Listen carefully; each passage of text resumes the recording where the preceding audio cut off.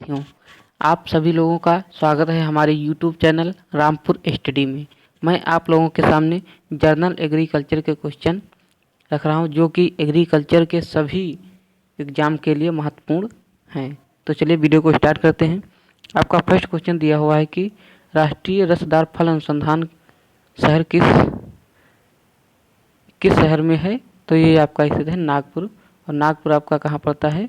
तो ये पड़ता है आपका महाराष्ट्र में पड़ता है। कहाँ पड़ता है? महाराष्ट्र में पड़ता है। फिर अगला क्वेश्चन आपका दिया हुआ है कि अंगूर की खेती के लिए कौन सा शहर मशहूर है। तो वो आपका है नासिक, जो कि अंगूर की खेती के लिए मशहूर शहर है। फिर क्वेश्चन नंबर अगला दिया हुआ है कि भारत में किस राज्य में सबसे अधिक मूंगफली उगाई जाती है। तो उगाई जाती है आपके गुजरात राज्य में सबसे अधिक मूंगफली उगाई जाती है।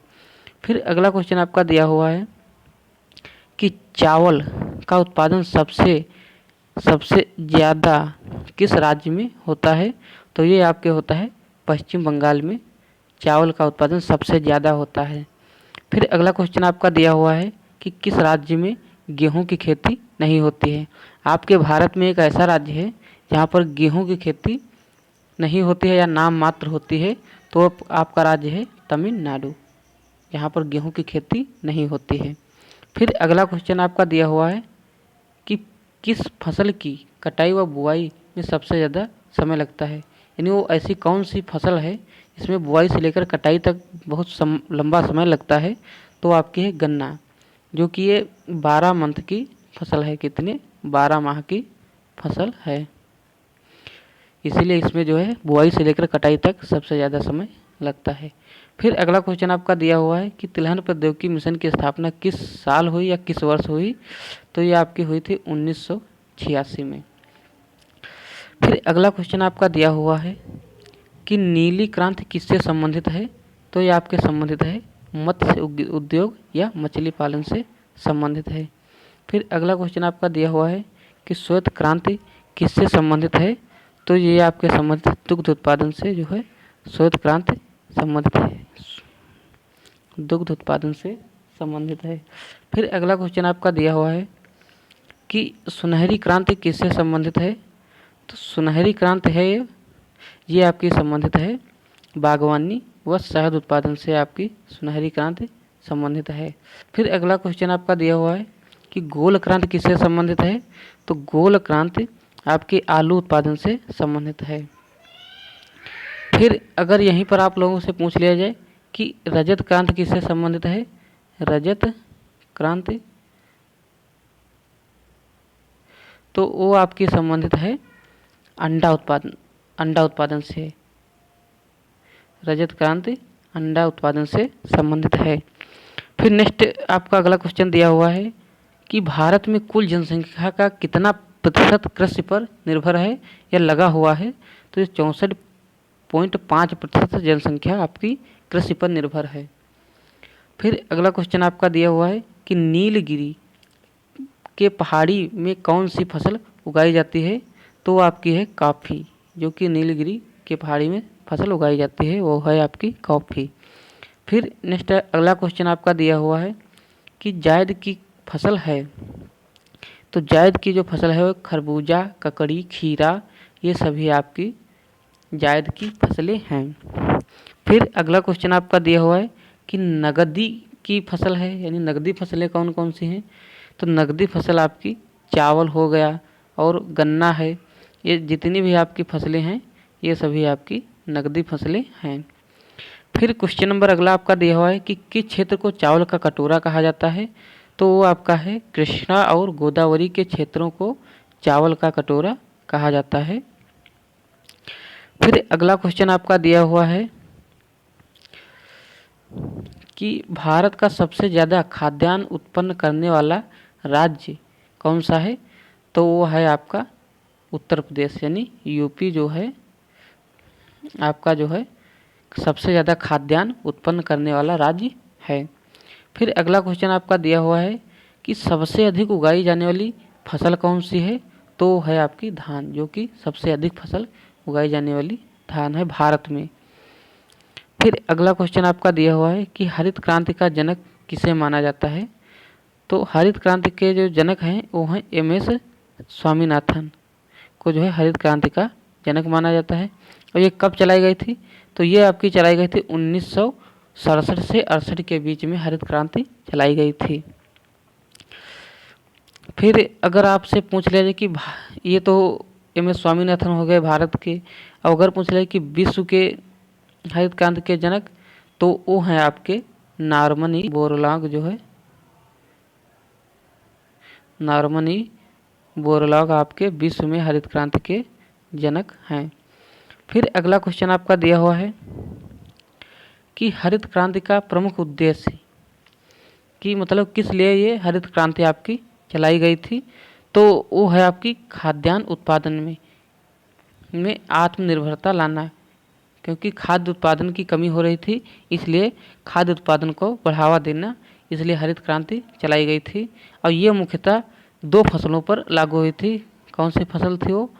एक तो थी आपकी गेहूँ और दूसरी थी आपकी धान। ये 2 फसलों पर मुख्यतः लगाई गई थी हरित क्रांति। फिर अगला क्वेश्चन है आपका कि हरित क्रांति कौन सी फसल पर सबसे ज़्यादा प्रभावित? तो ये देखो आपका वही क्वेश्चन आ गया, गेहूं और चावल। कौन सी फसल है आपकी? गेहूं और चावल। फिर अगला क्वेश्चन आपका है कि भारत का धान्य भंडार किस राज्य को कहा जाता है? तो आपका जो पंजाब राज्य है उसको जो है धान भंडार कहा जाता है। फिर अगला क्वेश्चन आपका दिया हुआ है, ये आपके कुछ जनक के नाम दिए हैं कि जैसे जंतु विज्ञान के जनक कौन है, आनुवंशिकी के जनक कौन है, इस तरह के क्वेश्चन आपके दिए हुए हैं जो कि बायोलॉजी से संबंधित हैं। तो इसको देख लेते हैं। अगला आपका दिया हुआ क्वेश्चन कि जंतु विज्ञान के जनक कौन हैं?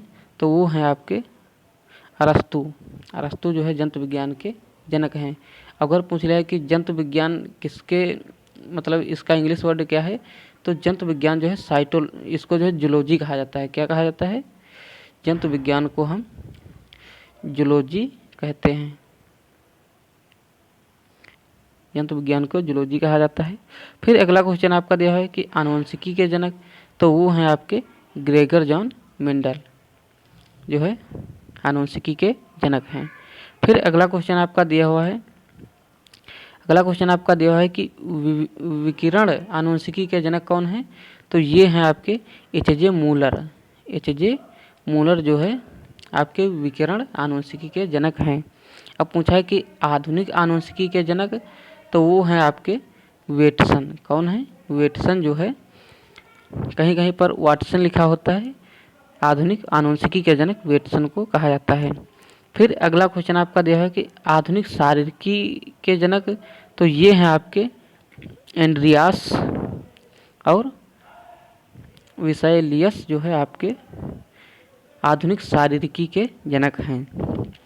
फिर अगला क्वेश्चन आपका दिया हुआ है कि रक्त परिसंचरण की खोज किसने की थी?